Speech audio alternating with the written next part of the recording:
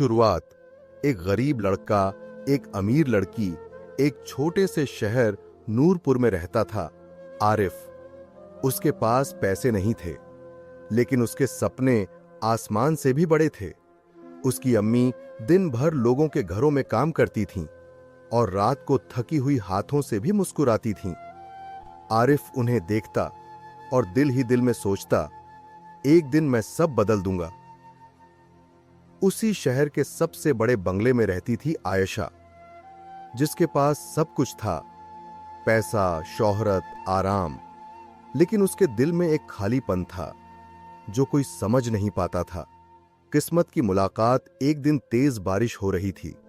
सड़कें सुनसान थीं। आयशा की कार अचानक खराब हो गई। वो घबराकर बाहर खड़ी थी। तभी दूर से आता हुआ एक साया दिखा। वो आरिफ था, भीगता हुआ, थका हुआ, लेकिन चेहरे पर सच्चाई थी।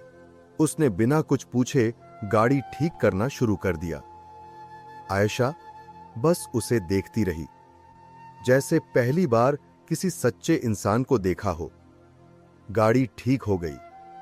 आयशा ने पैसे देने चाहे, लेकिन आरिफ ने मना कर दिया।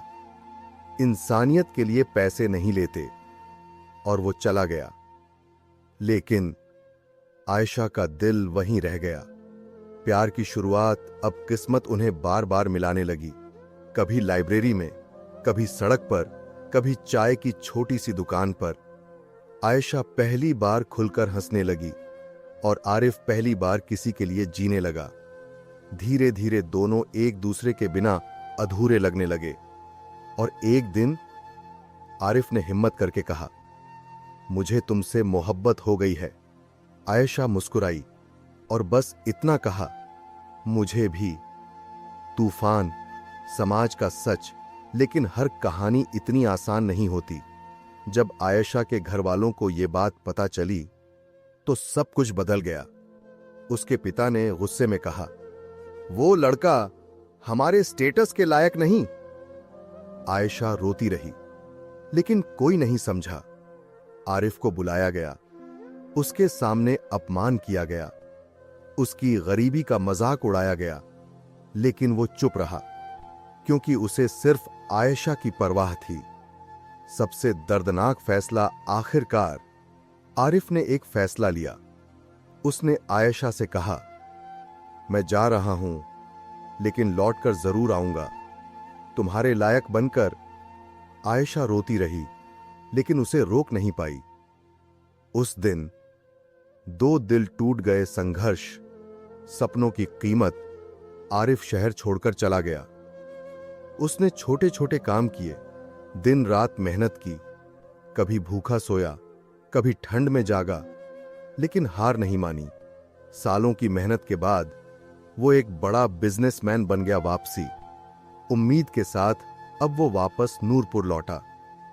दिल में सिर्फ एक उम्मीद थी, आयशा अभी भी उसका इंतजार कर रही होगी। हकीकत सबसे बड़ा झटका, लेकिन किस्मत को कुछ और मंजूर था। जब उसने आयशा को देखा तो उसका दिल टूट गया।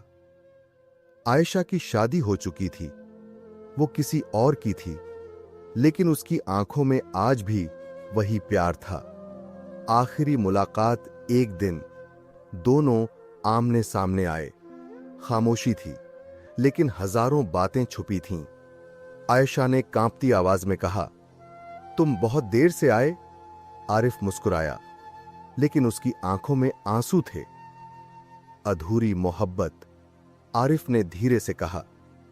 मोहब्बत अधूरी नहीं थी, बस हमारी कहानी अधूरी रह गई। दोनों अलग हो गए, हमेशा के लिए, लेकिन उनका प्यार आज भी जिंदा है।